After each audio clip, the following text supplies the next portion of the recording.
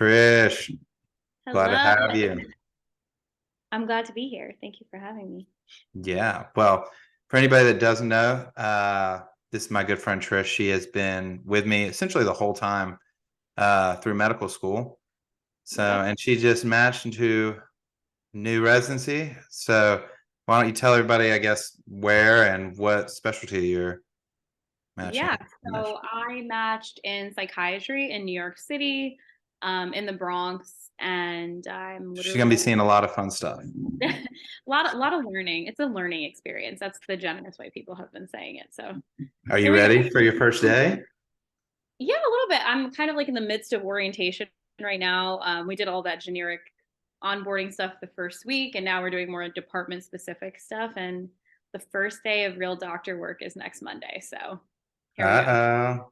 I, I know you're gonna do good. I don't even have to cross my fingers for it, but Likewise, likewise. that's gonna be fun. The orientation process is god awful. I'm doing the exact same thing. I almost fell asleep like 3 times in the meeting today. Is yours like in an auditorium where you have like the worst lighting ever and the worst possible setup for your neck, and you're just sitting there for like 10 hours? Yep. Just And but luckily absolutely. they gave us coffee and stuff. So I was like on my second cup of coffee, which I should never be allowed to have 2 cups of coffee ever. And so I was just bouncing around, like laughing at everything.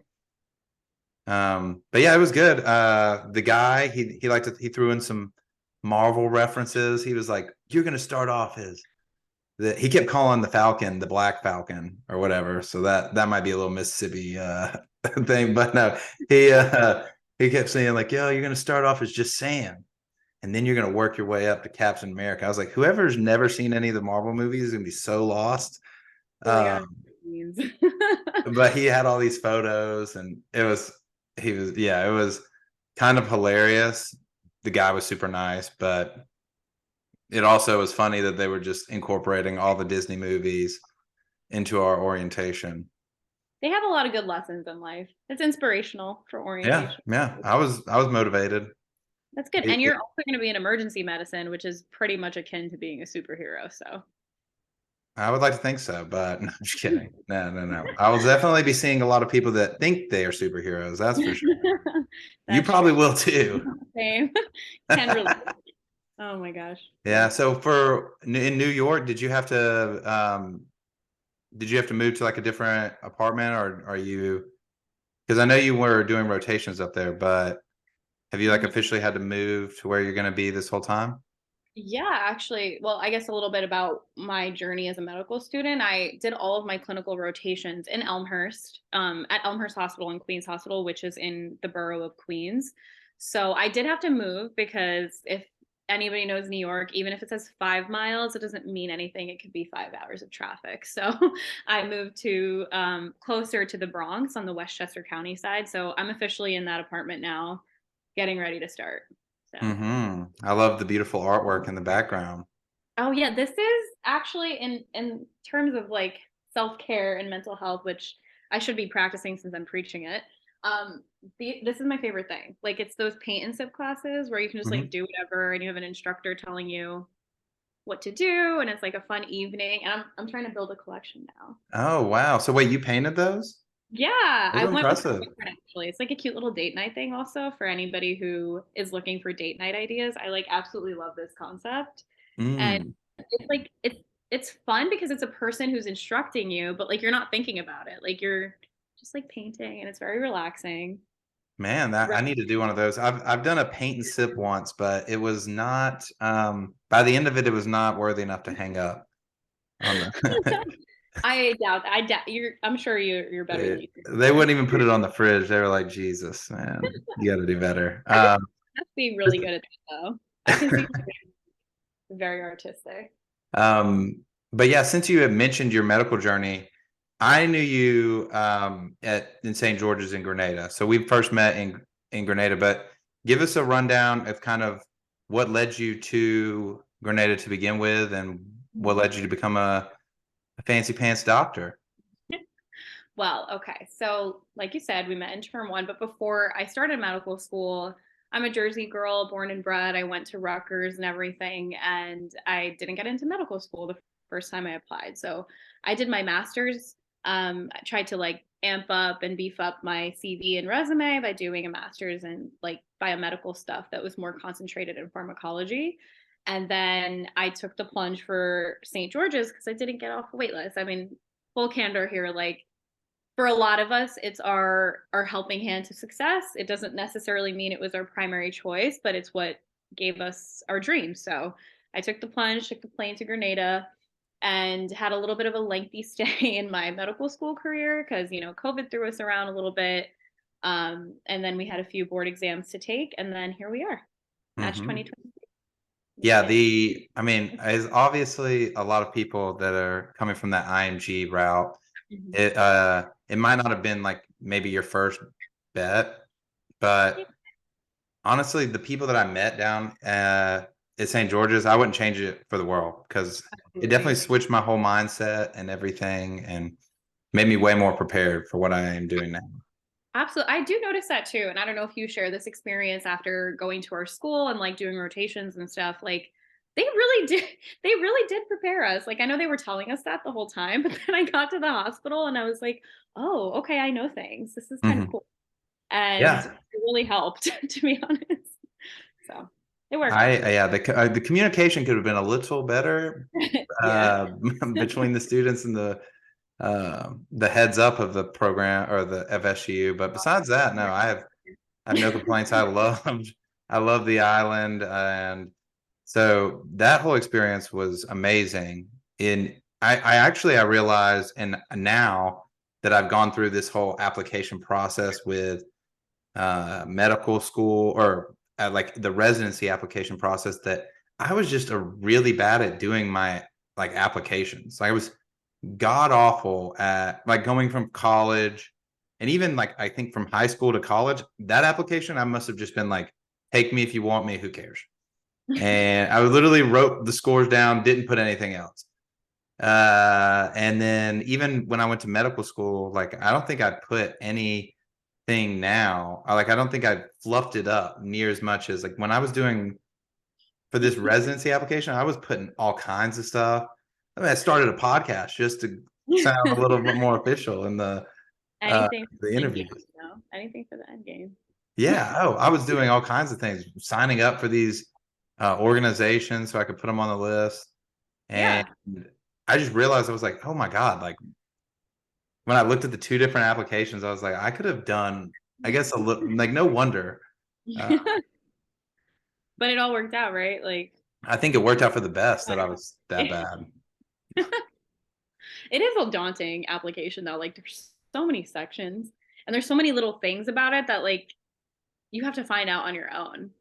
Which Yeah. like And kind you of have to, yeah. and you have to like write every little bit. Like there's those little paragraphs each time. It's like, tell us what community health means to you and tell us what all this stuff means. And I was like, I don't know. I like, Had this issue where it really stressed me out where when you were doing like the CV section or the resume any of the sections really where the characters were like 250 characters or less, I'm like, that's two sentences. What do you want me to say is going to make me sound really good in two sentences? Like that's so difficult. I don't know. That was my yeah, problem, I felt. Or maybe I yeah. just too much. I don't know. One of No, those things. I either could not figure out, like I couldn't even figure out the first way to begin a sentence, or I was going well over it. Exactly. And I wasn't getting anybody to read over it. I was just like, oh, okay, like it's perfectly fine. And then I realized I have terrible grammar. Like I knew that to begin with, but It's okay. That was uh not. No one told us that was part of the deal of becoming a doctor, so I did yeah. not. So I will say that if anybody's trying to get into medical school, like sometimes and don't get yourself discouraged because I look back and just realized that I wasn't doing specifically what they wanted to see. Like then after I was in it and I saw how medical students like how the thought process goes, I was able to craft a better resume. But before you just have no idea. You're like, okay, Yeah. like I'm a college student. Yeah. Literally, you're just like, oh, okay. Like this is what I'm doing now. Like I didn't, like you said, I didn't like put as much thought process into a lot of what I was doing when I was like an undergraduate student or anything. And then it was like, oh, okay. Like, I guess this is the purpose of everything behind, like, this is why they made us do these essays. This is why we had to take all these classes. Like, then it Mm-hmm. sort of makes sense. But I guess that's adulthood, I guess. Mm. That's a whole nother rant. Whenever you, so I mean, we met, we were just talking about it a minute ago. We met so early that I don't even think I remember. It was like we've been friends ever since Yeah. day one. I've always been able to call on you. And so when you first got to the island, though, because I know it was a little bit of an adjustment for me. I got there, had no idea where I was going, and there's no Wi-Fi when I first got there. There was no anything. So how did you figure out? Was there like, was it easy adapting to the new island life and the whole new and medical school? I mean, it's really easy, like now, like 4 years later, like the SpongeBob meme to say, like, yeah, it was so easy, like 2020 hindsight, whatever, but it was hard. Like, I feel like maybe none of us talked about that enough, like, because we were just like, go, go, go all the time. There was always an exam. There was always a small group that we had to attend at like the ripe hour of like 7 a.m. or something. There was Mm-hmm. always something going on that, like, I feel like none of us really sat down and talked about how much we were doing and like how we got thrown into it so quickly.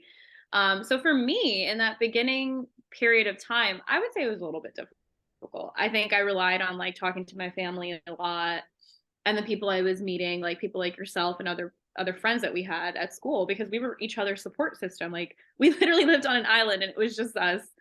Mm-hmm. So going through what we were going through. So we had to rely on each other. There was a learning curve involved for sure in terms of the schedule, the weather, the everything, the adjustment of even like grocery shopping at IGA, like everything sort of had to coalesce. But there was a period of time where none of it made sense. Yeah. And I would say that having each other throughout all of that, and then just like trusting the process, um, helped, and having a support system. Because I feel like a lot of that I couldn't have done by myself. Yeah, the support system, like I found that letting it come as it goes, like you just rolling with the punches and finding yourself a good support system for all of that, which meant like me, it meant just going out and making new friends and stuff like that. Because all of us were vulnerable, but I know a lot of people, like I know there was a learning curve to figuring out how to study, but I felt like most of the issue was sometimes like finding a group to study with, finding Yeah. people to the right people to be around and to get your mind right for whenever the Yeah. hard parts came. Because I feel like, that old analogy about like how med school is like a whole like fire hose sort of Yeah. level of experience. But I think, I mean, now looking back on it, like if I'm being retrospective at all, like it's exactly what you're saying. Like, if I was given all the material that I had to study in medical school at a different pace, and that was like the only thing I had to be concerned about, I feel like it could be something that was a lot more manageable than it was. But here you are, especially for us being thrown into a completely brand new country. Forget about like brand new town or something like that for all of us US citizens that were there, and people from different countries too. We had a lot of international friends also. It's like you're learning to adjust to live to a new place. You're learning to adjust to like even sleeping in a new place like you've never slept before. And getting rid of some of that social anxiety and being like, hey, can I study with you, and not feeling awkward. Like, there's so much that goes into it that allows you to be that steady pace like medical student that we forgot. Like, we forgot that we went through all of that Yeah. just to make it happen a little bit. But it was hard in the beginning. Like, it wasn't easy. And I feel like those are the things that like helped us be able to handle a lot of other things that might have come later, like clinical rotations, again, moving to a new city, learning a new role while you have to study and do like things in the hospital, take shelf exams, like all these things. Like, I think that our experience in Grenada with all the other things that were thrown on top of the educational part of it really prepared me for that too. I mean, granted, like you said, there's some communicative issues that I think could be fixed a little bit with our SGU administration. But everything else, I feel like it really helped me stay calm in crisis. That's the best way to explain it. Because I mean, like you said, at the very beginning, it's just chaos everywhere. I remember I got to it was the brand new dorms. So they were like, ooh, Eric Gary, the best dorm. Right. And then I got there was no water. at all in the Absolutely. whole dorm, except for one hallway, which luckily I'd met the people on the plane. They had some water, and I remember I went to sleep, and they had these little blinds. I don't even know if they had blinds at first, but I've never seen a room more bright at 6 a.m. in the morning than That's so that first funny. night. I was like, oh my goodness. So, but you get some blackout curtains, you make the most of Mhm. it.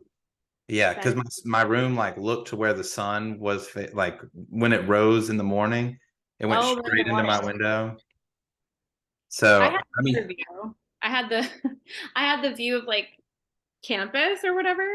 And then halfway into term one, I don't know if you remember, but that's when they decided to make like Olympic style volleyball courts, which I appreciated. I did play like to play volleyball, but they had like stadium lighting for why. So mhm. like you couldn't sleep until like a certain hour because it was like super bright fluorescent lights on that side of Eric Gary. Yeah, yeah. So that It was was ridiculous too, like all the time. Yeah, I do remember that. I was like, thank God I'm not on that end. And then morning would come, and I would be like, oh my God. grass is always greener, right? Grass is always greener. Yeah, and but so I will say, like, yeah, it was a little chaotic, but it really did prepare, that whole IMG lifestyle. And I know a lot of other people go to different islands and probably different schools and even the States or whatever. But the fact that we had to adapt in that way, it really made you just have a higher threshold for Yeah. what freaks you out. And then like you said, you move on to rotations and everything. And I remember some people would freak out about, just they had a bad Airbnb and they couldn't get it all figured out, and the guy wouldn't let them, eat in the Airbnb, and they were losing their mind. I was like, oh, dude, like That's gonna be all you should, right. yeah, it's gonna be okay, dude. Just yeah, you're just gonna have to go. You're gonna have to eat at the hospital every day. Don't worry about it. Literally. Like if you can eat at Subway. I Um literally told him so. That was so funny that you said that, because I said I was like, "Oh, sounds like you're gonna be eating Subway every day, buddy." that's what I'm saying. You could do that there. Like you got this. You got this Yeah, here. Oh my gosh. What a yeah. time. So, but yeah, now you've made it. For one, we actually had a very interesting experience together, where we found out we were getting kicked off the island at the same time. Like Literally. I was like, we were eating pizza, I think in Yeah. the bathroom. Yeah, You were literally in my apartment, like me and our other friend of all. Like we had gone to go get pizza.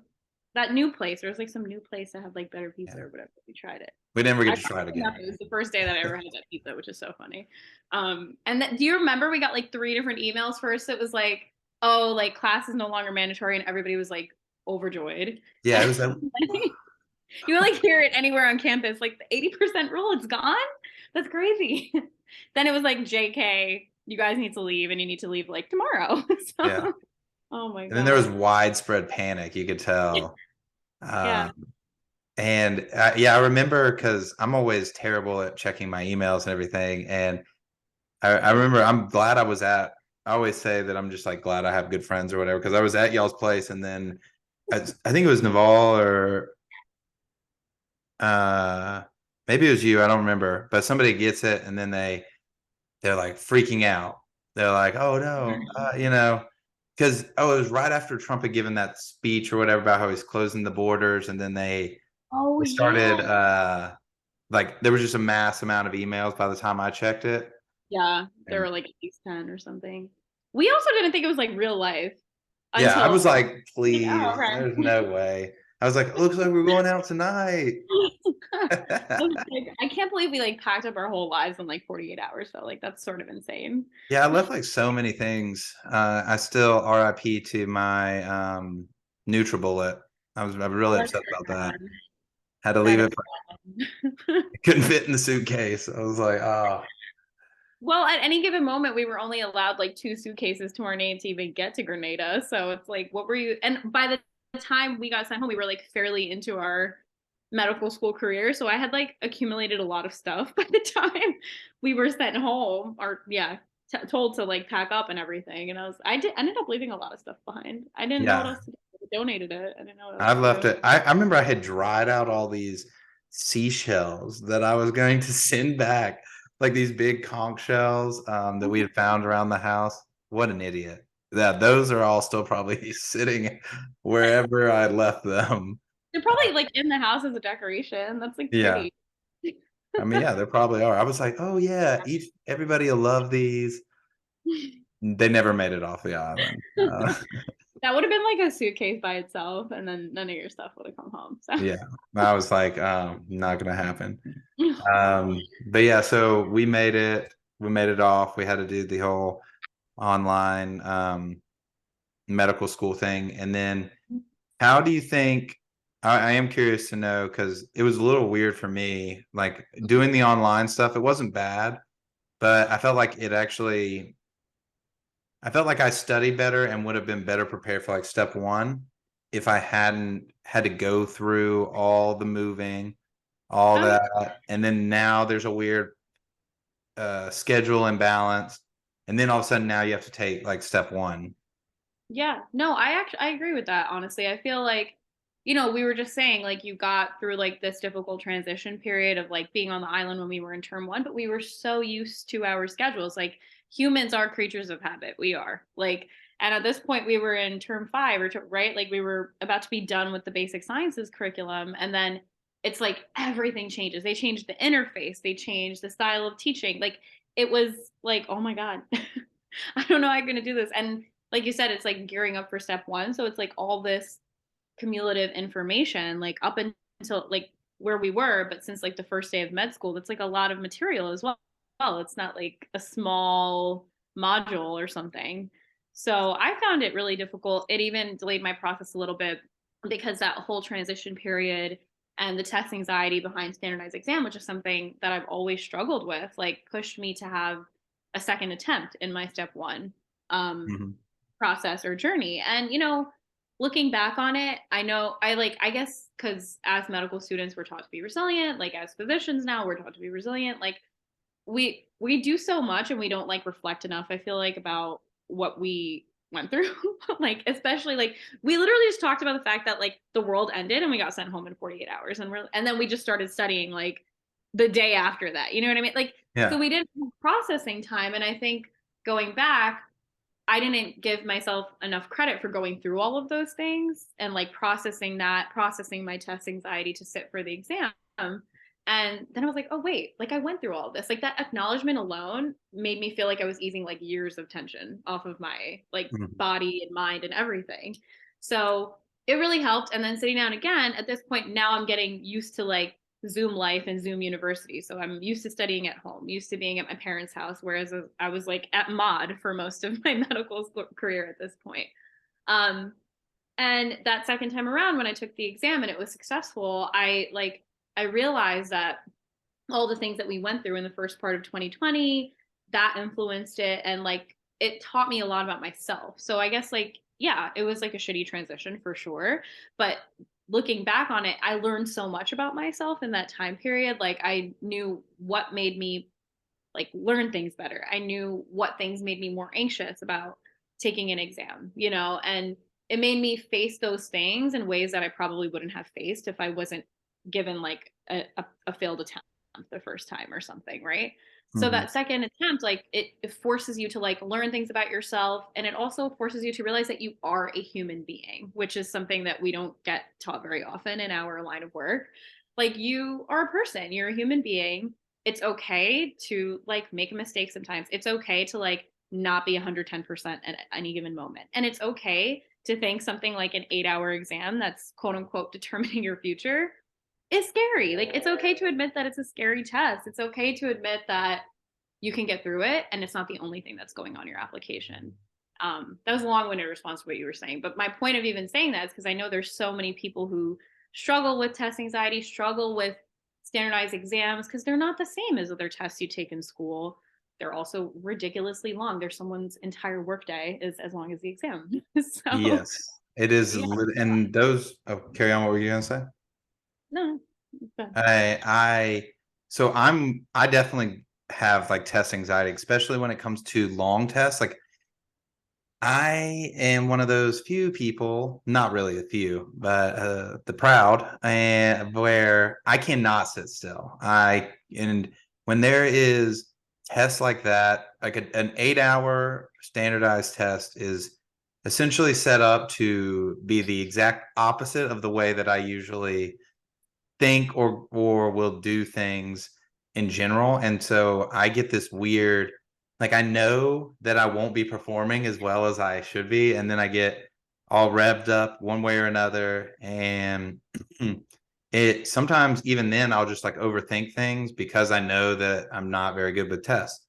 Yeah. And so to do all of that, to have and then to have like other life things going on in the background. You've got, I mean, you like you said, the world ended. We've got all this COVID hysteria. Essentially, it was literally hysteria. People were watching the news, uh, uh, scared if everybody in their family was going to die, and then they were like, "By the way, you've got a timeline. You need to get to you. This is the Exactly. most intense studying you've ever done in your life." At that point, exactly. And And for so, me specifically, I know that you can relate to this too because you have a parent who's a physician as well. You have a parent who was like probably like literally on the front lines of a lot of what was happening at that time period. And my dad as well. And I was like, I had added anxiety from that because like this was pre-vaccine and everything. And I'm like, I'm stressed out about studying. I want to pass term 5. I want to pass step 1, all this stuff. And my dad's going to work every day and there's no vaccine. Like I don't want him to get COVID. Like there's so much going. That's a very mhm, serious worry on its own. And then yeah, like what a you, time. yeah, what a time. And then you've got, you went home, right? I Yeah. guess. Yeah, I So went. you've been living by yourself where you have this whole, like I promise you, maybe your family's a little different. It is 50 to 100 times easier to study when I am in a different household than the rest of my family. And that's Same. like no over exaggeration. Like they're first off, there's a ton of us. So there's always something going on. But there's so much there's so much going on, and there's little kids running around constantly. And it I used to like have to go to this, like luckily one of my grandparents had like a cabin in the middle of nowhere, and I would go by myself to this cabin for like weeks on end. It's amazing. um yeah, but that was the only way I got like a moment, because I don't think I could have done it without that. And then It's you've got difficult. yeah, you've got all this stuff going on in the background of like hysteria, and then you're like finally back with your family. You're trying to like they're Yeah. trying to understand what it is to study all the time. Like my mom understands it, but nobody else does. Like she's like, "Oh, you should be studying." Like my mom will just be like, "You should be studying. You should be studying." Like she's this subtle, um, The you not know, so subtle hints. yeah, yeah. You decided to go for a walk today, dude? What are you thinking, man? Nah, Oh my God. she's better than that. But just so you have all the stress, and stress alone makes you like hurts your chances at success or whatever, like especially when it comes to like critical thinking for those tests. So yeah, I mean, you went through a lot, and we never take time to acknowledge like our successes until, like, I never really acknowledged my success at step like completing all that until after I matched, and then I was like, oh God, it didn't hurt me. Thank It, God. yeah, exactly. Like I don't think I had this moment very often before, like you said, before matching. Like when match Monday and match Friday happened, and then like when we were at graduation and we got to sit right next to each other at graduation, like that moment when they said the things that they were saying that all we achieved, I was like, oh wait a minute, we did that. We literally did that. And you don't think about it because we're going, there's always something. And that's like my other thing about really prioritizing your mental health in this whole process, which is something that I really hope to continue to do through residency, which I think, it might be not the easiest sometimes, but it's something we should try our level best to change the narrative about, is that, we shouldn't get so locked into like this idea of destination happiness, which I think is something that is really possible in a sector like medicine, where like you have to go to school first, you have to train as a doctor then, and then after that, like there's so many levels or rungs of a ladder that you need to get through to like be done, quote unquote. And we can get into this dangerous thing where we're like, oh, I'll be happy when I match. Oh, I'll be happy when I'm done with the first year of residency. Oh, I'll be happy when like residency's over. It's like we have to remember all the things we've achieved up until this moment, and then also remember like to enjoy the process of what's happening. Like it's, if you keep thinking that tomorrow is going to be the day, then like you're never going to enjoy what's happening, and you're also going to be thinking in a thought process that's like not allowing you to be physically and mentally present.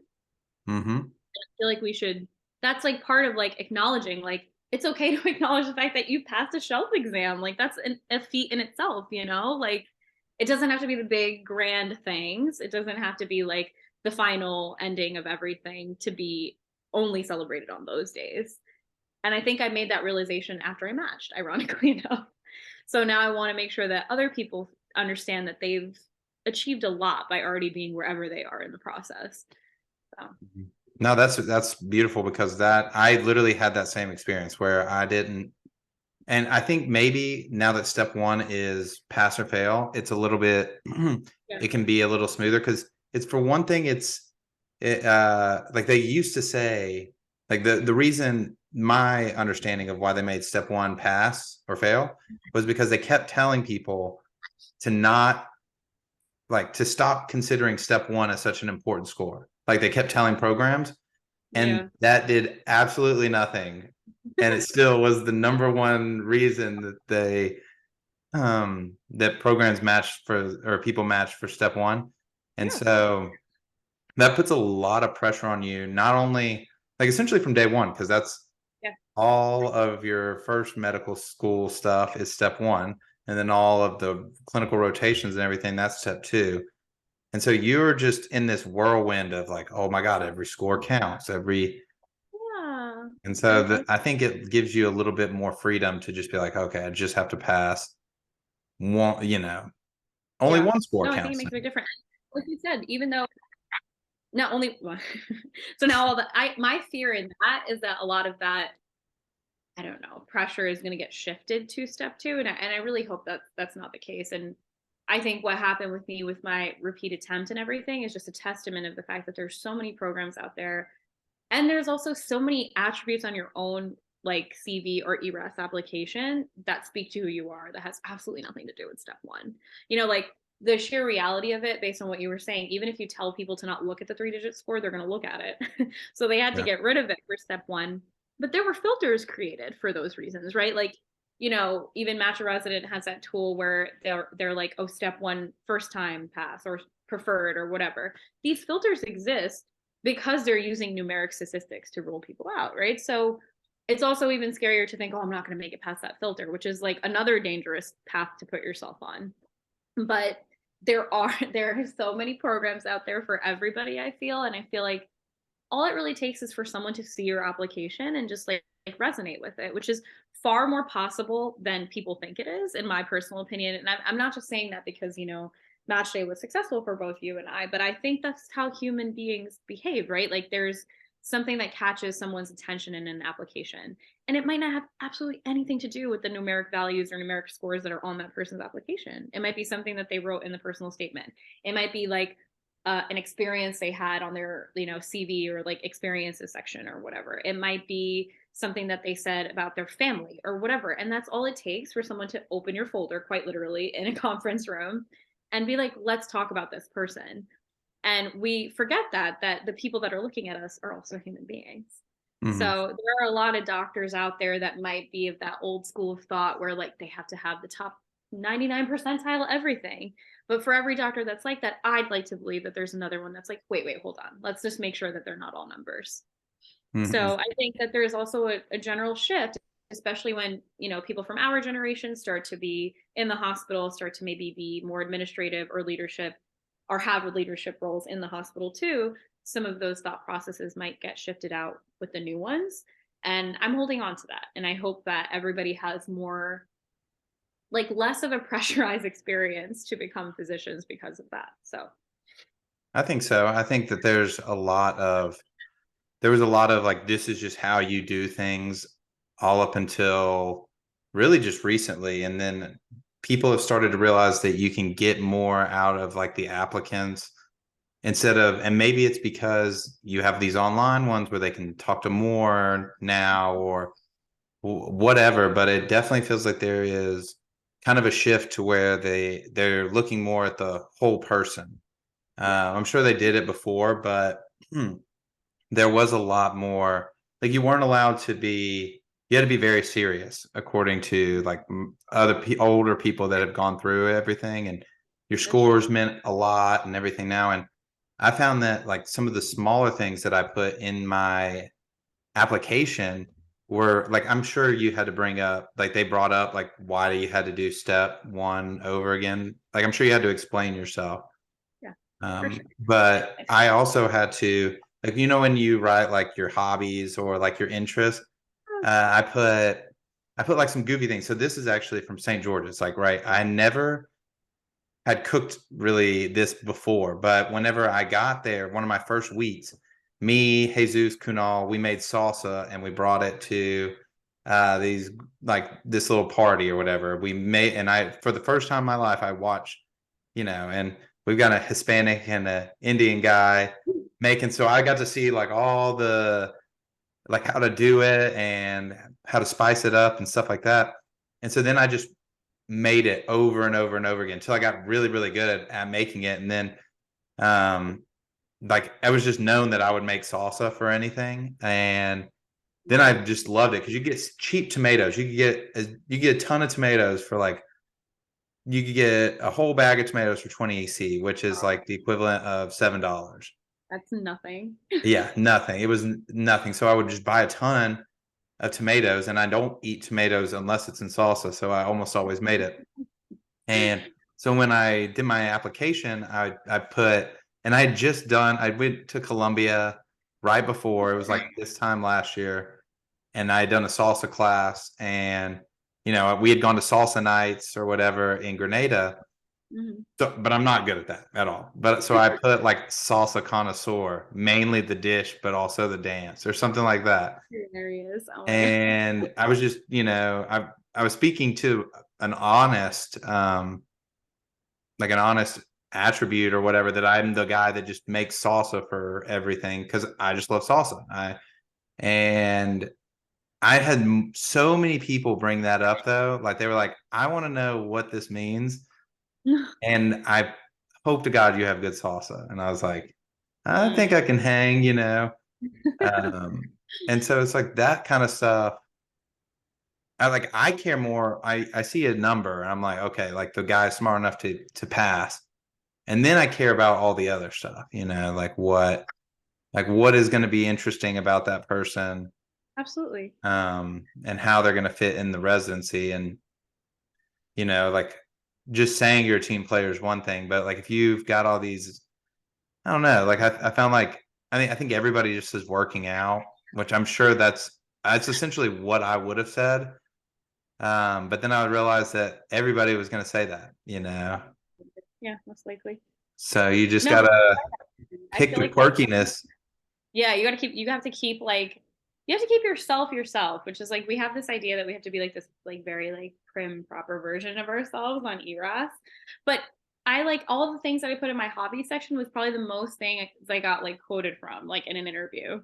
It wasn't Mhm, even like it literally wasn't even like, oh, like say you had a publication, this, that, or the other. Like it wasn't like academic stuff. It was always stuff that I wrote either in my personal statement or in the hobby section because they wanted to get to know like what kind of a person I was. Because at that point, I think like in the interview stage, like exactly going off of what you were saying, like they reviewed all the academic stuff about you at this point. Like they already know. mhm, You made it through some of those like technical, filters or whatever it is at that moment. And they're giving you this opportunity because like it's a two-way street. They want to get to know you for this training job and they want you to get to know them about this training job and see if it like lines up essentially. And although it was like a little bit, I don't know if you felt this way, like with Zoom interviews, it was definitely like a little bit more, it's a little more difficult to sense a vibe. Like vibes are still, I think, permeate through a screen, in my personal opinion. That's how I felt about my program. But it is obviously a little bit easier in real life, or in person or whatever. But that was like what I think I really liked about my program the most was that they wanted to know so many things about me because I mhm, felt like they were really trying to invest in a person that would fit into like a close knit family because we're a very small program. And, now in real life, now that we're at orientation and I'm meeting everybody not on Zoom, like it did make sense, like why they were asking me all these things, because they wanted to make sure that we were going to be a happy family. Yeah. And I mean, that's the only way to build like a successful group. And so it's like you can tell that they're being honest and not just throwing Yeah. out, when they're asking you all that. Did you put that you're a painter on your hobbies? Like I actually didn't, because this is something I started doing, I would say, like in fourth year, because I had time and I wasn't taking Mm. self exams. So I was able to do it then. But what I did put on, and I'm sure you remember, is that, and I know a lot of people probably put this, but the way I put my dance section on my ERAS application, I was like, yeah, I'm a dancer and I'll probably teach you even if you don't want to be taught how to dance or something like that. Mhm. Because I used to teach Zumba and I'm a trained dancer and stuff. So that was something they would always ask. And they were like, so when are you going to do a Zumba class for the program? So that was like a question I got from a couple programs actually. And then the other one was, what the other thing, I always like read. I like to read a lot. So they put you on the spot for that. Like, so if you just like decide that you want to write all these things that make you sound really cool, like they're going to ask you what book you're reading. Yeah. They're going to ask you to talk about the book too. Like you can't like spark note that, like, but That's why yeah. that's why you have to just put what's honest, like about you. And I think first off, you want to find a program that is gonna, like, if you put a bunch of stuff that's not you, then they're gonna think you're somebody different, and you may get put in a program that there's already a Zumba instructor, and then you're like, geez, man, I'm the one. But no, where Have you're you gonna be put in a watched program when Friends? a Where what? like Joey, have you watched Friends? The like Mhm. show, right? So there's an episode, I don't know if you remember, where Joey like lies on his resume and then he's like asked to do all the skills on his resume. And I like had that scene burning in my mind. Like when I was sitting through this, I'm like, oh my God, they're going to ask me to do something. And if I can't perform, it's going to be a hot mess. So just remember that. Don't be Joey.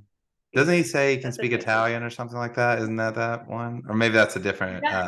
I think he's like a salsa dancer or something crazy too. I'm pretty sure. And he has absolutely no idea how to do it. So the Mhm. message is don't be Joey. Yeah, and I think also if you are going through the same process and you're thinking of like what skills do I have that can be applicable to that, like think about things too that aren't just, I mean, you can say you're a reader or things like that, especially if that's your passion.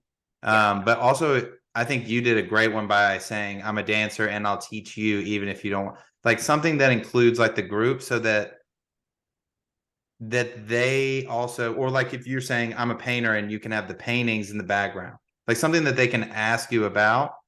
Right. Yeah. Yeah. That's People say they play guitar, then they'll stick the guitar in the background, but they will ask you to play the guitar. oh my God. Did that happen? I really I hope know somebody that did, and I know somebody that said they could play the guitar and they could not, and not. they had to say that the strings were, they had to make up some excuse, and then the guy was like, blah, blah, like they're not going to put you on the spot, but if it's a talent or something that you like to do, like I put, so I'm like a big history person. Like I just like learning about ancient history. And I used to tell like these, essentially when my little sister, it was time for her to go to bed, she would ask me like, oh, tell me a story. Cause I'm 18 years older than my little sister. Oh my goodness. So yeah, big age gap. But so she'd be like, oh, tell me a story. Well, I'm not good at coming up with stories on the spot. Like they come out ridiculous. So I just would tell her like Greek myths that I knew off the top of my head. And then she loved it. And so then I would like go home and like research more, blah, blah, blah. So eventually I told her like everything. We've gone through almost all the Greek myths. Whenever they got to that part in school, she was like, oh, wait, you're talking about Jordan? I thought you were telling me stories. Like she's like, I know who Zeus is. My brother tells me about that. But yeah, so when I wrote in my application, I put like Greek mythology guru or I put something like that. And like that was one of the individual things. And then I also like, I said salsa and a couple of things that were group oriented. So like it kind of encompassed everything. And then I got asked about that a lot too. Like people, and I was not expected to ask, like they were like, what's your favorite Greek god or whatever? And I was like, Oh my God. it's like, Oh, I what did don't, you answer that? Did you actually have an answer? What was it? Because I don't like saying the most obvious one. So I think I said Hermes, just because he was quick and he ran around everywhere. I like it. Yeah, but I didn't want to go into the fact that they have all these statues in Greece where it's just like and it's crazy where your mind goes in the middle of an interview. Facts. But they like at all the crossroads, they have just a picture of Hermes' face and then a pair of genitalia, and then the rest is just a Oh slab. my God. And so, like, for some reason that was all I was thinking of. I was like, yeah, like I like him because he's at every crossroads. That is so funny. I mean, honestly, I definitely felt like there were moments in time when they would give presentations and stuff that I'm like, oh my God, I hope I don't look like I'm not paying attention to this because it's hard. Like, it's really hard to like remain focused and like not think about like you looking crazy because your camera's on. It's a lot. Yeah, It's a lot going on in that moment. But yeah. what you were saying about the paintings thing, in my old apartment in Queens, I guess, yeah, purposely is like the right word, would sit in front of like this little alcove I had in my old apartment that like I could put things on. They were little shelves. And how I had decorated my apartment was like all my pictures with like my family and like my friends and like, important trips I had been on. They just happened to be on that wall. So I made like my camera was in front of it. And I would like sit so that, if they see it, they're going to want to ask about it. So that like eats up so much conversation too. Cause I feel like you're sitting there in your head being like, am I being conversational? Am I not being awkward? Am I being awkward? And then it's like you kind of like priming them with stuff to ask you about because their eyes are going to go to whatever's behind your head too.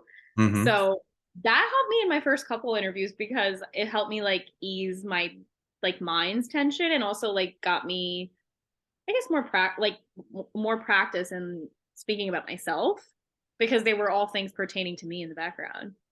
And that was cool. They would ask me about my pictures and stuff. So Yeah, and I think you just have to do that. You have to set up some kind of visual cue and yeah. like what you're comfortable at talking about because you don't think about it.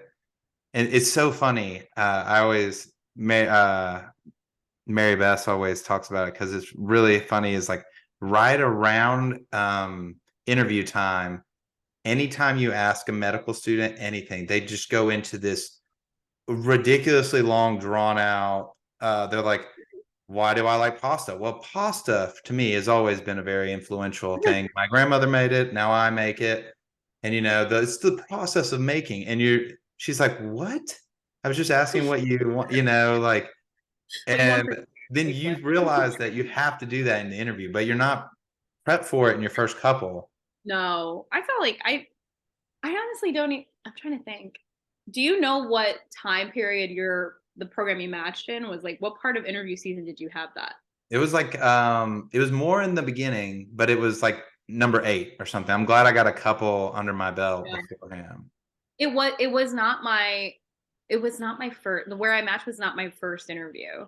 It was early in the season like you, but it wasn't my very first one. I'm kind of happy about that because I Yeah. feel like I was like less nervous and And you not have worried. all these other questions that you figure out that you want to ask. I would say if anybody has a tip too, like once you've gone through the interview, think about the questions that you missed or whatever and write those down or questions that other people asked. I had a running list of qu- smart questions that other people asked. And Right? then I would be like, oh, okay, like that was a good thing. Yeah, I didn't even ask about is it, on a block schedule, like is it a block schedule or monthly schedule? It's Yeah. like what? I Uh, didn't know this was at first either. I had like thank God I had a MacBook. I would like have my like stickies, like I fake did too, stick. yeah.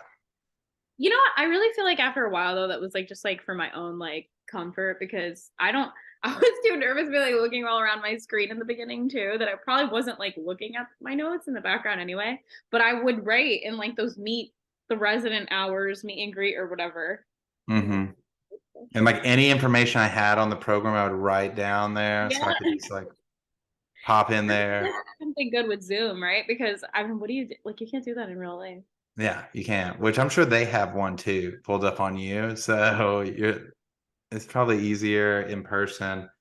We're at least a lot more forgiving, like in person That's true. about. But yeah, they like if you like to write down the things that I had. I will say that doing it, I did mine in person, and that was actually super helpful whenever it came time to decision. And I only did it in person because they had no online, like I must have been like last on the people that they gave an interview a list on, because there was not a single virtual interview left, and there was only one day that I could come for applicants. But three of the people that were in the in-person interviews, they got it. So I don't know. I mean, that's 3 out of 16, so that's not even that high of a fraction. Like that's not that bad high, So but interview day, you mean like all y'all match there? yeah, like there was like probably like 8 or 10 total, and then there was 2 in that day. But 3 out of that one group of 8 match because I recognized them. Yeah. That from one interview day, that's like 1/4 of your class almost. Yeah. Cool. Okay. So it was definitely super helpful um in that regard. And I think that just so, but getting some under your belt, and don't schedule your like most important ones last either, because I Yeah. stopped caring towards the end of the season. Oh my God. And for me, I don't know, like you can speak on the emergency medicine match versus pre-match situation, but psych has like a decent number of programs that are pre-match and not in the match season or whatever. So I had a couple interviews that were out of it, and like that gave me like I had so much anxiety like between January and March 13th essentially, because they roll out all their offers like super early, so it's like that you're gonna have to make certain things, like you have to like get like let go of certain things, or you have to wait till the last moment to like, oh, now this is my list, because my list is like different than these pre-match programs. So that was interesting too, Mm. because I feel like it's a double-edged sword to take a pre-match offer. You don't like Yeah, know. yeah, that's actually super interesting. I never, because so I think in EM, maybe there's a couple that I just didn't know about, but there didn't seem like a ton. And so I really am curious about like how the pre-match works. Like whenever, whenever did they give you like the full contract and everything, and you were able to decide which one Well, you chose? in my situation, I actually didn't get an offer from either of my pre-match options that I like interviewed for. So I was scared because like I was told that you can get an offer up until like match Monday, because you have to like obviously withdraw from the match if you choose to take one of your pre-match offers or any of your pre-match offers or whatever it is, because it's like a breach of contract to like enter the match after that. So it has to be before match Monday. It probably has to be before like programs make their match list, I'm assuming, because we don't know when they make their list, but we know when ours are due. So I'm assuming it has to be before them. So that whole time I was like, okay, like always checking my email like a crazy person, which is basically all of the interview season. But I was doing that, just like trying to figure out, because there are a decent number, and it is like scary to think about, because it's like you're making like this early decision essentially, like if you're referencing it back to like the Common App and stuff from college, like, and then you're like, oh, but what if with all the other things that are on the actual match list like for March. So it's like Mm-hmm. it's back. I think there's good and bad about both, but there's a decent number of psych programs like that. Yeah, like you get the opportunity to at least choose. Like at least with with the match, like you don't get, or the one of the bad things about the match is you get to rank it, but you don't get to choose. Like they're picking for you. If you get 8th on your list, you get 8th on your list. That's so crazy. Like thinking, like, isn't that so crazy? Yeah. Like it comes down to like a big little match list. Like, if you're comparing it to like, Greek life or something from college, we make it's just two different lists that have to like make happy combinations. I don't know. It's Yeah. crazy. I mean, it's absolutely the same. Like, and I know a lot of people were like, why would you be in Mississippi? And I chose them as my number one, Oh, mainly because it was the size, and it was essentially everything that I wanted. But and I thought it would be a big, like, it was a level 1 trauma center. A lot of crazy stuff happened. Being in emergency medicine, you want right. some chaos to happen, unfortunately. Unfortunately, And for so I definitely knew that that's what I wanted, but like a lot of people don't get to choose. Like I kept, like I would always think about the people that if I had chose, like there was a couple in New York, and like in bad spots too up there and stuff. And I was like, oh, I really hope I don't have to move. That I hate to say that, like I know that you are still a resident there, but I was like, just don't want to have to go back and live in Brookdale or whatever. I mean, speaking on that, like going off of what you're saying, I was born and raised in New Jersey, so it was like a part of Jersey that was pretty suburban, but it's not too many miles outside of, the west side of Manhattan. So it's like always like the city was in my backyard. And then I rotated in a borough, like I rotated in Queens. I lived in Queens when that happened. And then I was like, you know what? Being at Lincoln, it's a very busy place in the Bronx, in the South Bronx, very large patient population, revolving door, literally. I was like, I think I need a little bit of peace when I'm going to be working in a place like this. So I did not move to Manhattan. I literally moved to Westchester County because it is a part of New York that's known for its greenery and a lot of its views alongside the Hudson River that are like not in a metropolitan area. So I picked it for that reason. Like yes, I love this coast, but I think the coast can be a lot. It's very densely populated, and I mean that's a suggestion I have to anybody who like wants to be in this area. That's so it's a crazy place. Sometimes there are options to not live in the chaos, at least. So. Yeah, Manhattan's getting known for their other style or their other type of greenery, not the Oh yeah. actual plants. Yeah, not the one in the store, but No. Yeah. Well, they're putting the greenery in the stores too nowadays. they are for real though. For real. Yeah, so Um, it's nice to be a little bit away from the chaos.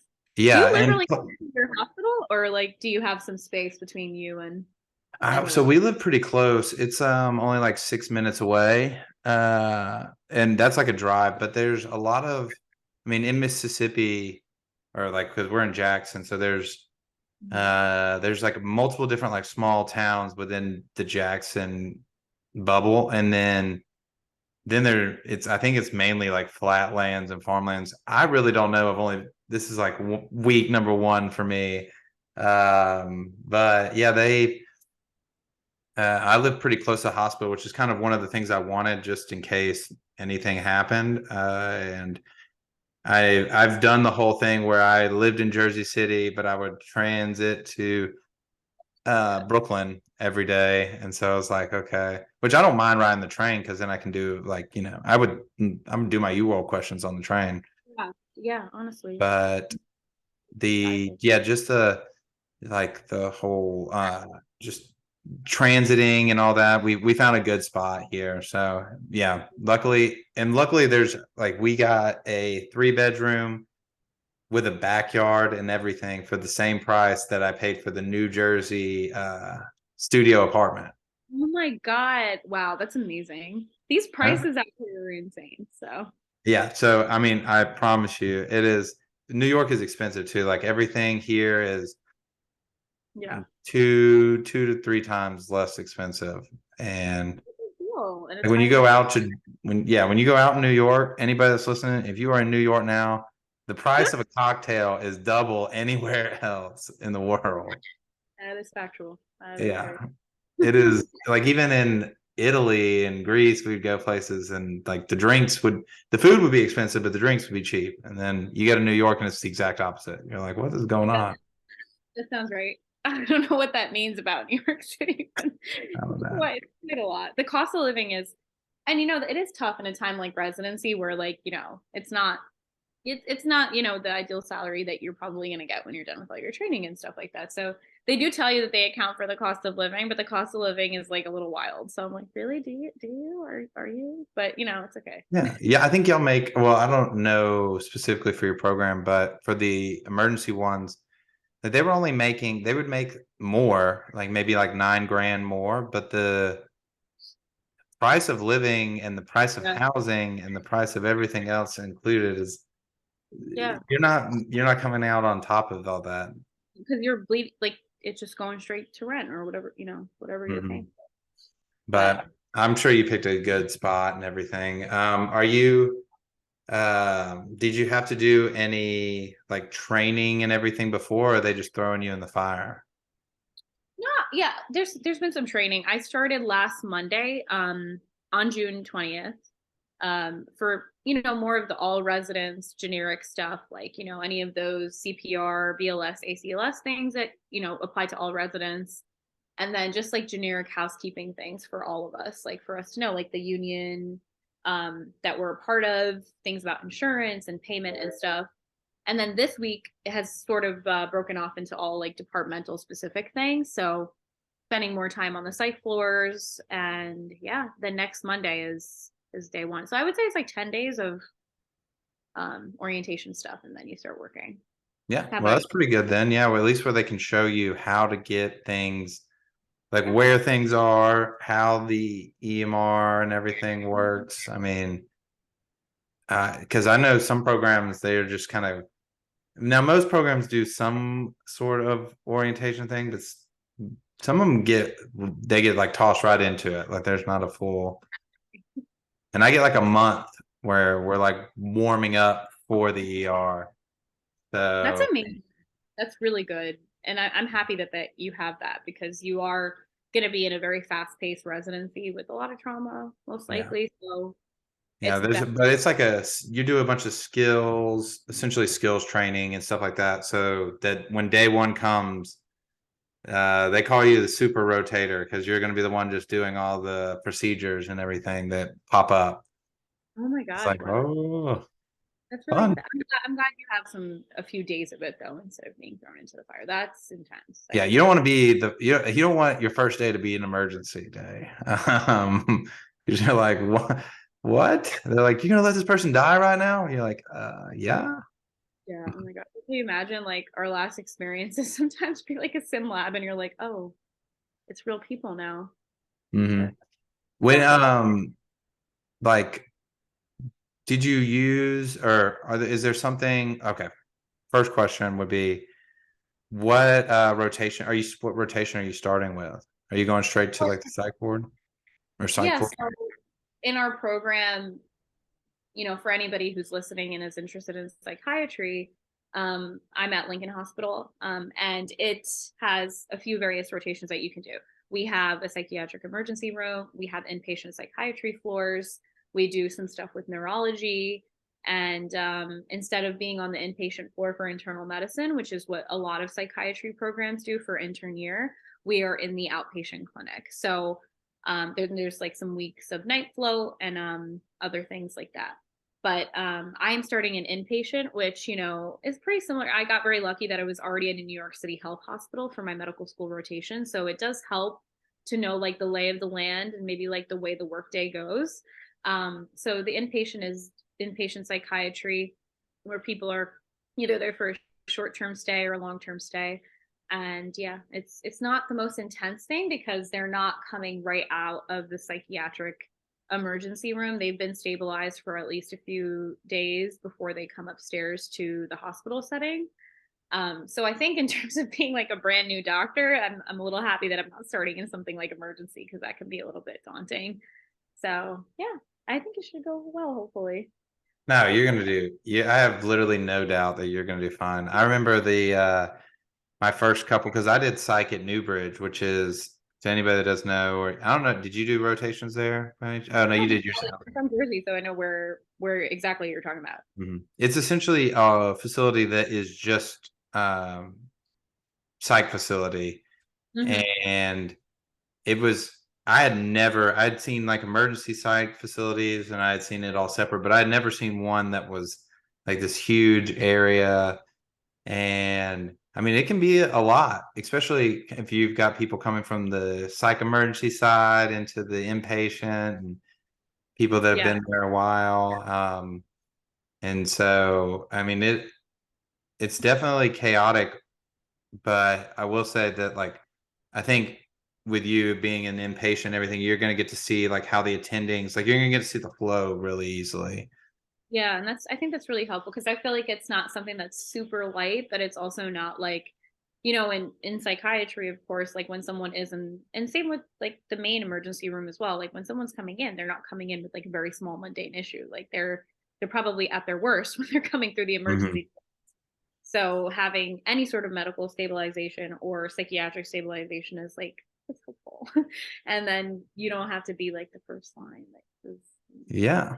And I mean, usually, okay, like the one thing I love about the emergency department, but is also one of the hindrances when you're first starting, is there is no time to right. Absolutely. adjust or, like follow necessarily like a typical protocol. Like you're Exactly. just, everything is going to be different. And if you start in, emergency psych, like you're not going to get to see how everything else operates outside of the emergency room. Definitely. So I think that's going to be a good place to start for y'all. And is each four of you or all four of y'all you going to be in a different rotation at a time? Part, I feel like, yeah, we're not always like together. If anything, we're with one other person, like a buddy sort of thing. But in my program, we have a very small program. There's 16 of us total amongst the 4 years, so there's 4 in each class. So at any given moment, like we could be together, we might not be together, we might all be on call, we might not be. Hmm. Um, so I'm excited to see how that schedule plays out. But I think in the beginning, there's a couple of us that are together, but we branch off to do different rotations after that. So see. How hopefully they'll be able to like allow you to take, I know you get your breaks, like your mandated breaks and everything, but hopefully with being so with the four people or whatever, like hopefully they won't be like, hey, you've got to be at the hospital all the time. I know I think all of us at Match were really a little nervous about that, but I think they've done a great job of like, trying to spread the schedule out as much as they can, which is hard when there's like not enough people, of course, but Hmm. it's a testament to know that they know what everybody's capacity is too, which is really nice and really great about programs. So that's something to pay attention to too, that people are Hmm. hearing you and seeing what you're doing. Those are the places you want to be in. Yeah. Yeah, that's something to also ask when you're looking into your residency. Because I remember I really liked this program. It was they had six like incoming ER residents, but every resident kept saying like, "Oh, but we really need to," and they would tell every resident would tell me like, "Oh man, we really need to have more residents." And I was like, "Oh, what does that really mean?" And nobody gives you a really straight answer in your interviews. And even the resident coordinator or the director had said something about, "Oh, we're looking into getting four other ones, but it's probably not going to be this year, and we're not sure." And I was like, "I'm confused at what all this means." And then one guy was like, "Hey, you gonna be working all the time?" And I was like, "Oh, Oh, yeah. yeah," because he was like, "We need eight," because they got another facility, but they didn't get any more residents because they didn't get approved. Oh my goodness. So they had to, which I wouldn't have been necessarily, that wasn't a make or break. It was certainly higher up on the list, but it was definitely Right. something that I had to be aware of. And if you're not looking for uh, programs without flexibility, that's something to at least consider.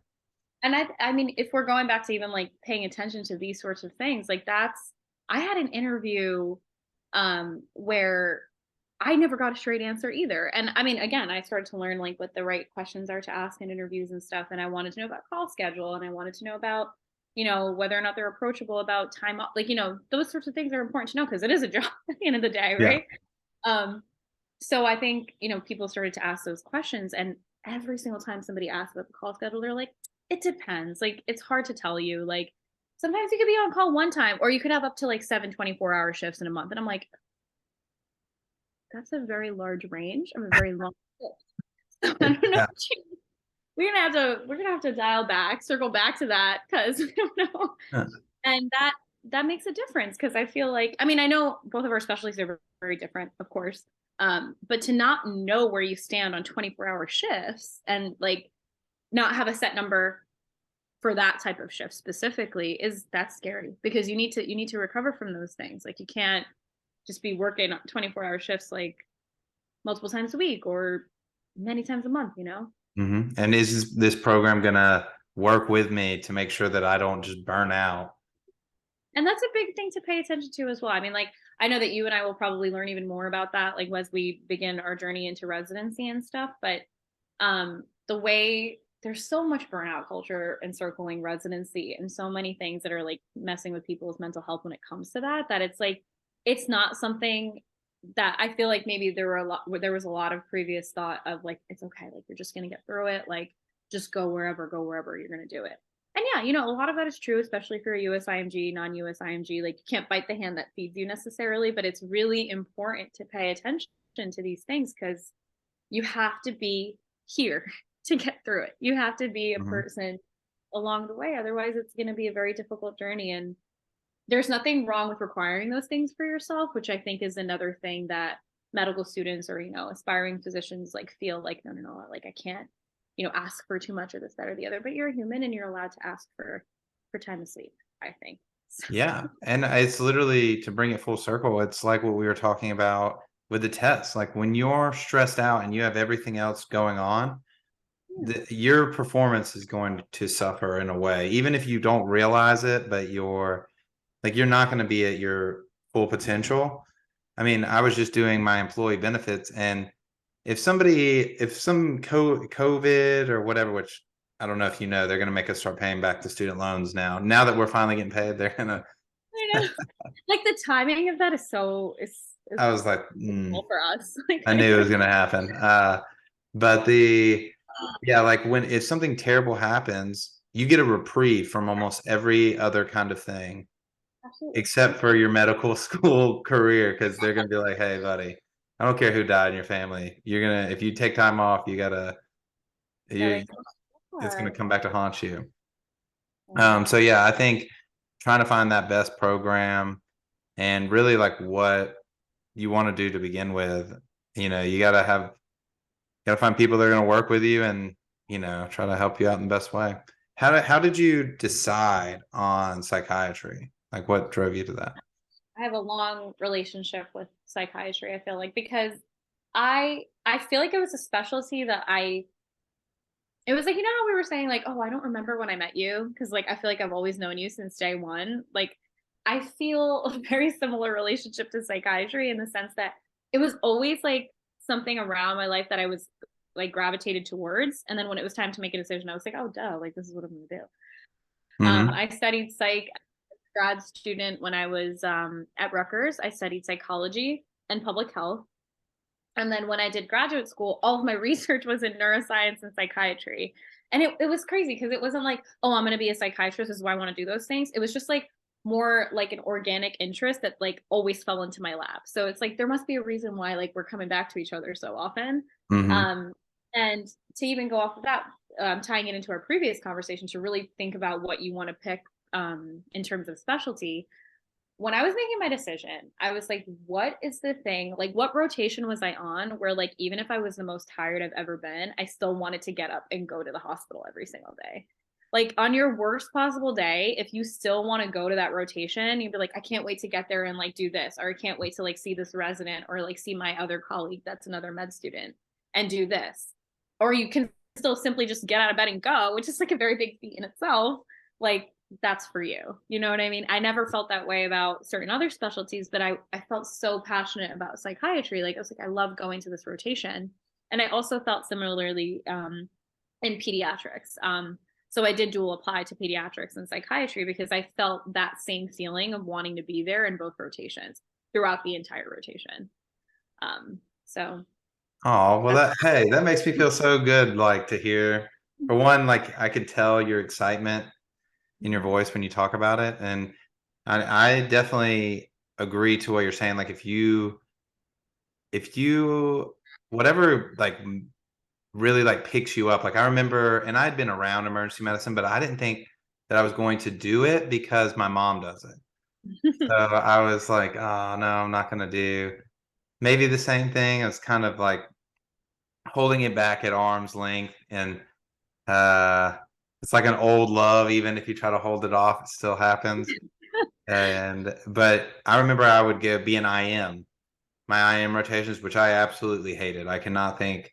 I had thought maybe cardiology, but then I did a couple IM rotations. I was like, can't do it, because I would be so excited just to go to the ER to go see new patients or whatever. Like I would just be like, oh yeah, like and it would get me for one out of being on the floors or whatever, but I would be like, oh yeah, of course I'll do that, and I just walk around and just hear like, you see one guy walking around without his pants on, and I'm like, ha, feels good Oh, to be back in it. The ERs are all the same. And so I remember stuff like that that really like made me like I loved it, but I dual applied because I was drawn to because you have more than one interest for sure, and I was drawn to general surgery as well. Like I loved, I know that those two may not seem like they match up very well, but I was always really drawn to surgery, and I love like the operations. Like I would sit in there like, I not to be crass or whatever, but like it literally like I was on the spectrum. Like I would just sit there and watch people do operations for days. I could just sit in there. I would just watch their hands and think about myself doing it, and then they would like, "Do you want to do this?" I'm like, "Yeah, for sure." And I would, oh, uh, I could do it essentially all day, but I realized that like that was not, even though I got enjoyment from being in the like in the operating room, I didn't enjoy any of the other stuff that came with surgery. And I knew that it would take me away from like family and everything like that. Like I knew it'd be way more of a time commitment. So I'm certainly happy with what I did, but I mean, yeah, like even when you dual apply, it feels like a dirty, like a dirty X or something to bring up. that's how I thought. And I think I did one of those Instagram takeovers for Match a Resident. And I think one of the questions I got was like, is it okay to dual apply? And like, why did you do that? Did you do that? What was your journey with it? And I was like, my response to that was like, dual apply because you want to dual apply. Just like anything else you put on the application, do it because you want to. And like you said, people have varied interests. Some people go into med school knowing exactly what they want to do, and that's exactly what they're going to apply for. But I think there's so much conversation, especially when you're talking to a US IMG or a non-US IMG, that they have to apply to everything because that broadens their chances. And I understand that theory. I understand that thought process. But I also believe that don't apply to everything just for the sake of applying to it either. Like I feel like you really need to tell yourself that you're going to be doing this for the rest of your life. And if you can be okay with that, making that mental decision before you make that decision, like then you know that you should dual apply. Like it is going to be your job for the rest of your life. So you really want to not do it for the sake of just getting that match Monday. But Hmm. it's hard to think that way when you're in the process. I know it's very daunting, but 100%. Yeah. And I know people that do that exact same thing and it kind of makes me like, I want to be like, stop, please, just don't do it. When people, because some people dual apply, I know some people that dual apply psych, but they also do internal medicine and they have no interest in doing internal medicine, but they I know know. that there's a good chance that because there's just so many people that they Mhm. accept every year. And I Exactly. knew a guy that was going to do psych, internal, and ER. And I was like, I get that this broadens your chances, but you've got to really want to do Do these. this. And like, I was left in this weird confusion state where I didn't necessarily know at the time, and I didn't want to miss out on anything. But if you're doing it just because like you have a desire to do one thing, and you're like, Right. maybe if I get in, I can switch after that. Like Mhm. you're better off not being an intern for 2 years. Exactly. Exactly. You can do plenty of other things, and Yeah. I I really, if I could recommend that to anybody, it would be that yeah, you should really just find if you know what your passion is and what you want to do. Like Yeah. people will be impressed by your determination and about just doing that. Exactly. They're like very like that's my goal. That's what I've always wanted. I'm gonna do it. For me, I love them so much. I also, I guess in terms of a little bit background too, I worked as a teacher for while I was doing my master's and I work with little kids. So I liked peds too. And then I did the rotation. I was like, damn, I like this too. Like I wanted to only like one thing, like I want to be like, this is Hmm. gonna be like my like light bulb moment and that's it. But I love them both so much. And I told myself, I was like, how do I incorporate both of those things in my life because I'm only going to match in one of them, right? So I told myself, and I also told myself that I would say this if any interviewer asked me, like, if I'm a pediatrician, there's literally no way that there's no rule saying that I can't be a mental health advocate. I can very much so be a pediatrician that's advocating for mental health for the youth population. If I'm a psychiatrist, I can do that for sure. And I can like learn things about the generic internal medicine aspect of the drugs that we use in psychiatry. And I can also do child adolescent psychiatry. So there was a way for me to make both things possible and still be happy doing them. Hmm. Versus like, it's hard, like it's hard to see like some of those things intersecting because every specialty has like its own uniqueness for sure. But if you can see yourself like fitting into them or making your own niche, no matter what you match into, I think that's like a good way to like make your decision about dual applying. Maybe not like just because I need to match or something, you know? Yeah, yeah. And I think that is honestly, that's great that you even gave it that thought process. And I definitely think that,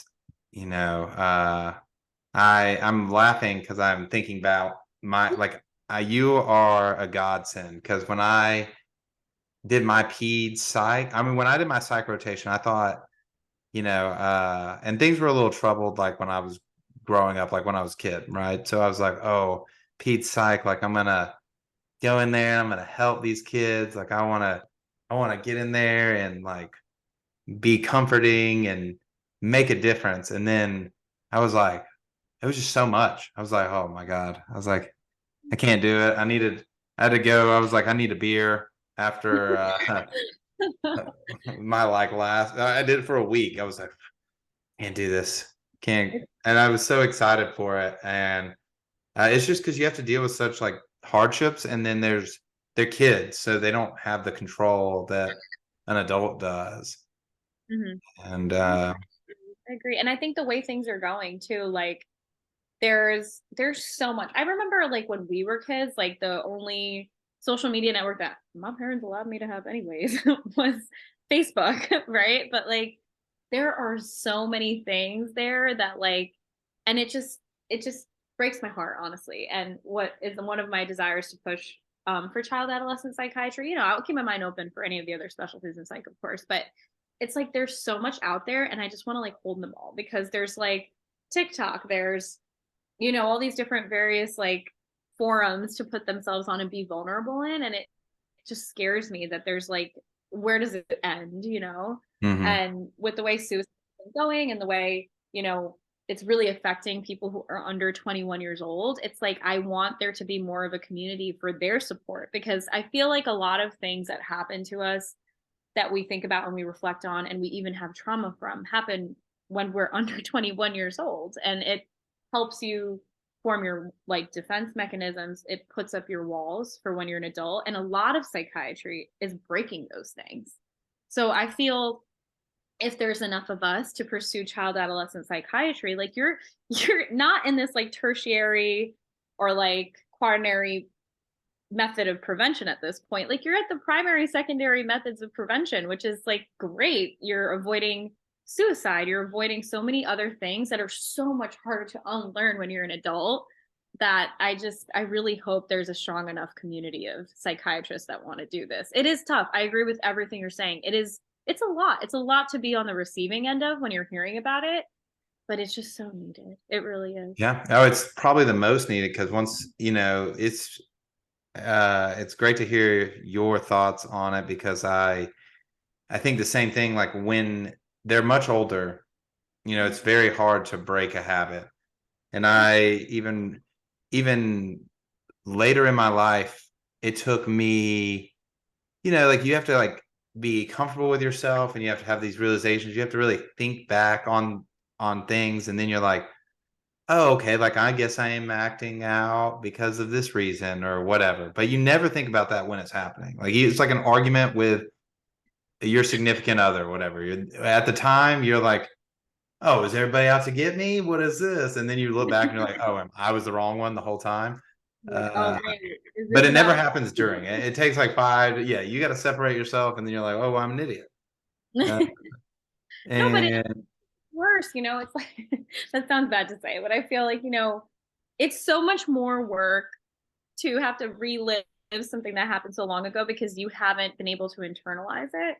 until later on in life. Like if we have this opportunity to help people as it's happening, which is what we do with everything else, Hmm. in medicine, like we're doing primary prevention, secondary prevention for diabetes, cholesterol, cardiovascular disease, like anything that's related to anything physiological. And this organ that we have here is the one that's the most complex. It's what separates us from everybody else on this planet. And it has the power to end everything else. It has the power to end every other organ. And it's so much harder to unlearn those habits about not wanting to be on this earth, about having like very convoluted ways of thinking or anxiety or even schizophrenia. All of these things, like if they're addressed earlier in life, like there's so much more of a chance of a healthier life later on. And I hope that there's enough people that want to do child adolescent psychiatry, including myself, because who knows what residency will bring.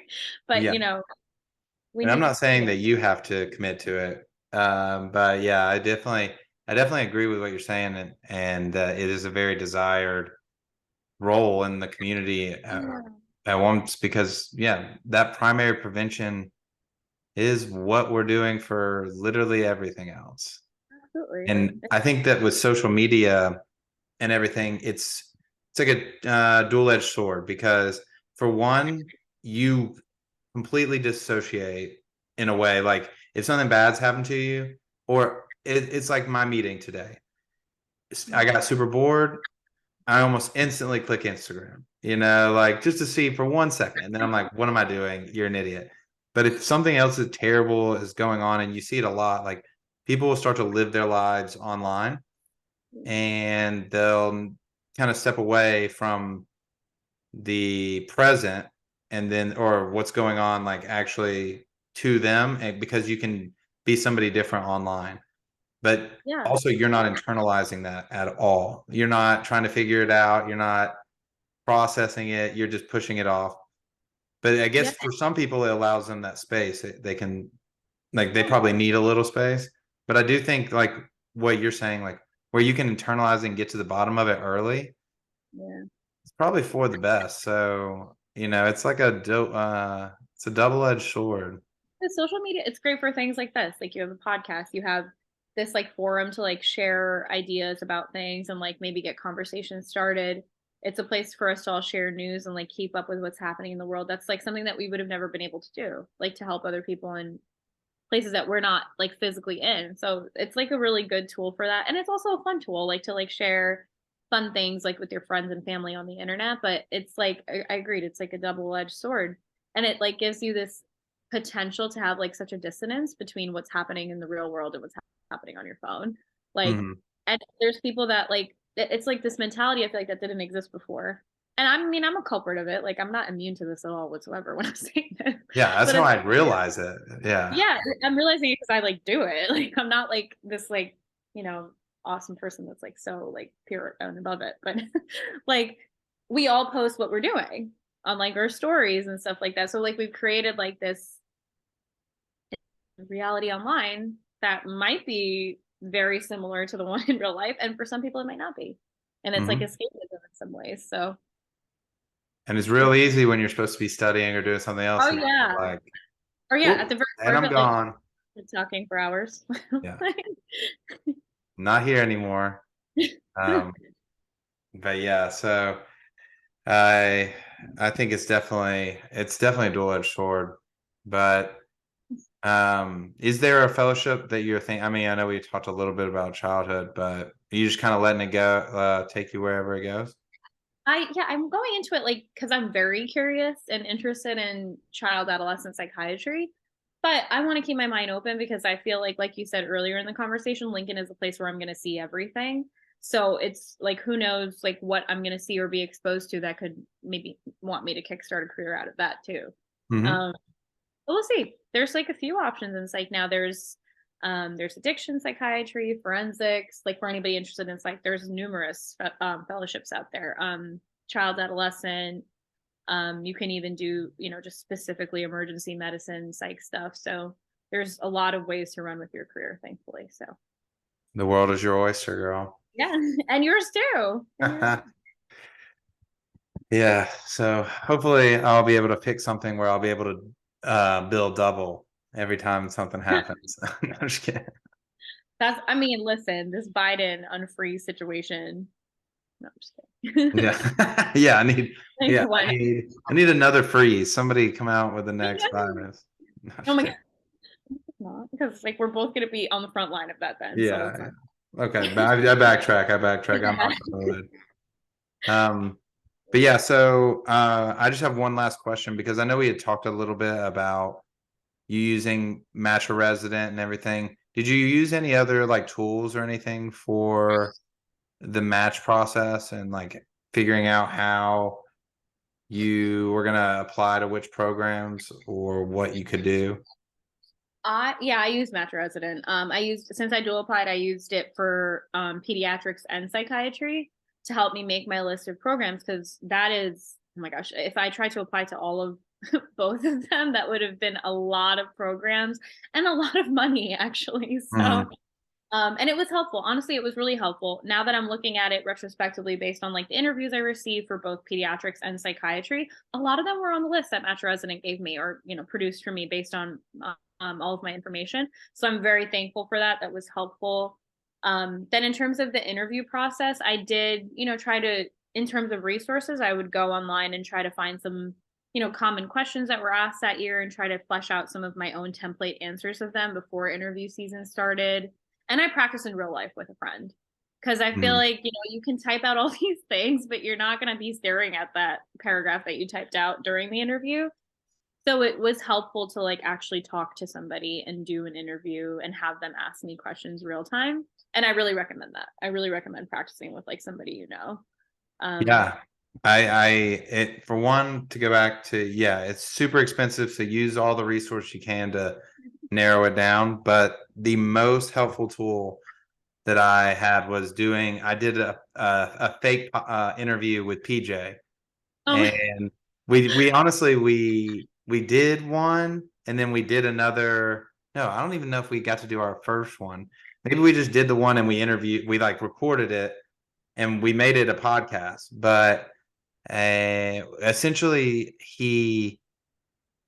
I'm so glad he asked me one question. I'm so glad we did this because he asked me one question and the internet stream like went out. And I came back and I was like, oh, what did it was something about leadership or something.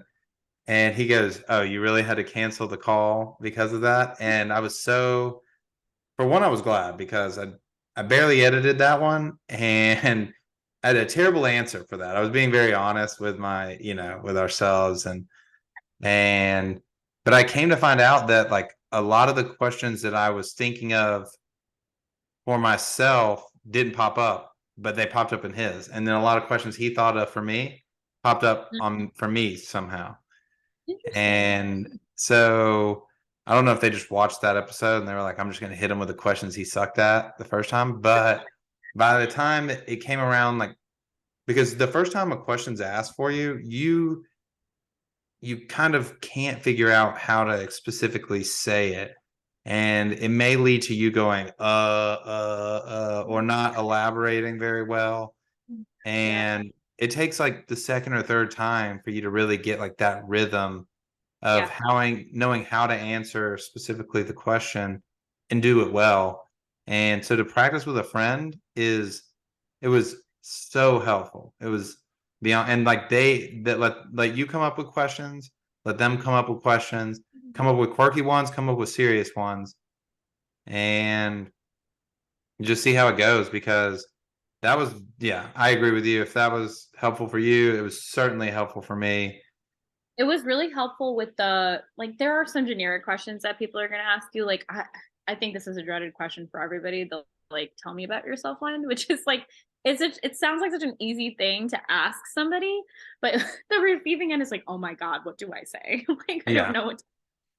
So I actually like practiced a couple responses of that. Like and I really based my response off of the vibe in the interview and like whatever was happening real time. But I had like ideas of various different responses to the tell me about yourself question because it's such a broad question. So, Yeah, and I mean, there's so many things you can say, and the I will say too because we were talking about PJ and everything. Like he was very, like we were very critical, and it was funny because at first we were like, "Oh, good answer," and then you know, let's Yeah. say I critiqued one of his answers, and then the next time he was like, "How about you say it with more conviction next time?" You know, or well, no, I'm just playing. He didn't say it like that, but he was like, "Yo, you gotta say it. You know, you gotta say the answer better." And that actually, because sometimes when you do feedback, you're just like, "Oh yeah, good job, man. Good job, man. Good job," but you don't ever say how they can help out on it. And then I remember everything that he told me, like whenever I was starting to stumble or being very long-winded, sometimes I could be long-winded searching for the right thing to say. It allowed me to tighten it up. Like I knew I needed to tighten it up. Like my tell me about yourself was super long-winded. I was like, I'm from a small town, and then I come around and blah blah blah, and I start here, then I do this, and I make a podcast. And he was like, shorten it in any way, like make it be like, oh yeah, I do this, that, this, and then I do. I just hit the main points that you think that they're gonna want to hear. And yeah, so Until you him start being talking. Like, oh, this. Oh, I forgot about that. I forgot about that. yeah, you start telling your story, and then you're like, oh, I got plenty of time, and then they're like, you just spent the whole interview talking in one question. And it's always like the first one too, and I'm like, oh my god. Yeah. Yeah, so Practice. I essentially just kept throwing them fodder, like, "Oh, okay, like, do you like this, or do you like, college sports, or do you like whatever?" If I saw some college sports things, I'd be like, "Yeah, I played football," and um but usually, yeah, you have, like, your go-to, and so that was super helpful. And I don't know if I guess you may not have done it on a video, but it was actually very helpful to me for us to video each other and then us watch it, because you realize that you're doing like this, and you're Yeah. like moving your head all the time. And then you start getting better at it, just because if you don't realize it, and like if you don't, like editing this podcast, I recognize how many times I said or Yeah. like. And so it really helped me prevent myself from saying it. Because you're like, are you really saying the same word every time somebody asks a question? Yeah. And I mean, and the thing is, like you think that, oh, I'm a conversationalist or I'm somebody who's like really, I don't have a problem like interviewing at all. I'm sure those things are very true in a lot of ways. I'm sure they are. But like you said, like you need to kind of flesh those things out because it's so different when you're like on real time and someone's assessing you and it's like a job interview, it's a job interview at the end of the Hmm. day. So you don't realize those things. And I'm sure even with conversationalists, like it's probably something that comes very naturally, but you also just want to avoid some of those things Yeah. when you're talking. Yeah. And there's a lot of people that are paying attention to those things, and they're going to get way sharper than you by the end if they're paying attention to it. That is very true. It's literally they're so used to this now. They like see Mhm. so many candidates all the time, so I'm sure like they know what to look for and what to not like and all those things. So Mhm. practice, like anything. Practice, practice, practice, baby. Hey, that's all in medicine right there. Uh, Exactly. well, that's a great way to end it then. Keep practicing, everybody. But yeah, Trish, thank you so much for coming.